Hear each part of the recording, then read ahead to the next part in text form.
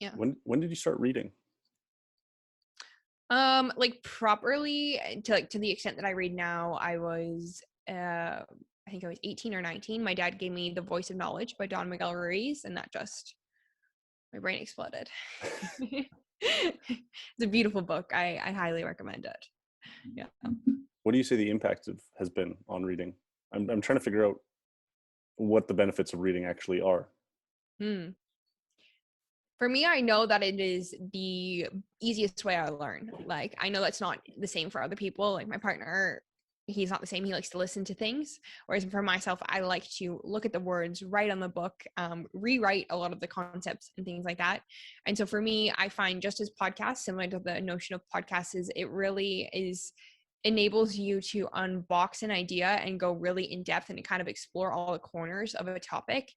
I find through a book, through ways that I couldn't find in like other mediums probably. And for me personally, reading has opened my mind to different perspectives. And as I said it before, but it just really has put vocabulary to thoughts and feelings that I had in the past, but I didn't know how to express to people. And like, if you can't express that and communicate that to other people, it's like, how are you gonna, like, if I don't know what I want in a relationship, how can I say that to my partner of like, these are like kind of the, not like, I call them policies, but just like kind of expectations that I have in a relationship, right? So I love especially, that.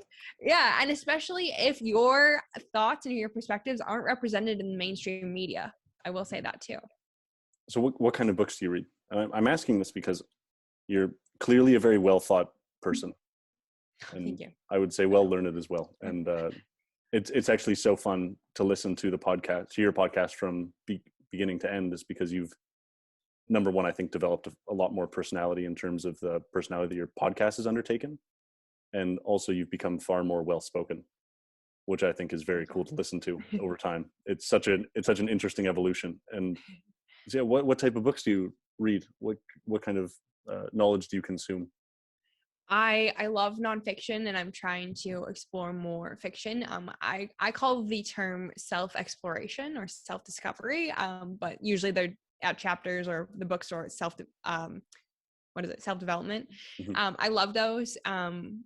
As much as sometimes people say that like it's a repetition, but sometimes the repetition's good, or what you pick up, what resonates with you might not resonate with me. I also just love, if there is a topic I'm interested in, I love to read a book about it. But I do find that like I'm really trying to get more into fiction books as well, because I find that it's even more powerful when a fiction book can provide the same insights and like perspectives and wisdom that a self-development book can, but through a creative way. And I used to identify someone that's like not creative and like that's not my innate kind of nature, but which is false, another narrative I'm trying to let go of. But I do find that it's super powerful when you can read a fiction novel that does that. So yeah, I love self-development and spirituality, or like different religions, things like that. Have you ever read The Alchemist by Cahill? Yes, love that one. That was, in my opinion, one of the greatest self-help books I've ever read. Completely agree. And like that's what I mean is like that in regards to me saying that fiction thing, if it can have such a powerful message in such a creative way, I think that just blows my mind. People that can write things like that, I'm just so impressed by. When you write, what kind of things do you write? I would say like nonfiction, just like my thoughts or different ideas that I have. I like writing about manifestation and like the power of the mind and things like that. I don't share. No, fair enough. Like, I mean, not that I don't share, like I'm willing to talk about it, but like Mm-hmm. people don't read it. I really want to explore that side of myself a lot further. Mm-hmm. As in you like to write more and understand that more? Yeah. And see how far I can take it and really see what I can create. What is your creative process? Ooh, great question. I'm going to write this down and journal about it later. I've never been asked that before, and I've never even asked myself that.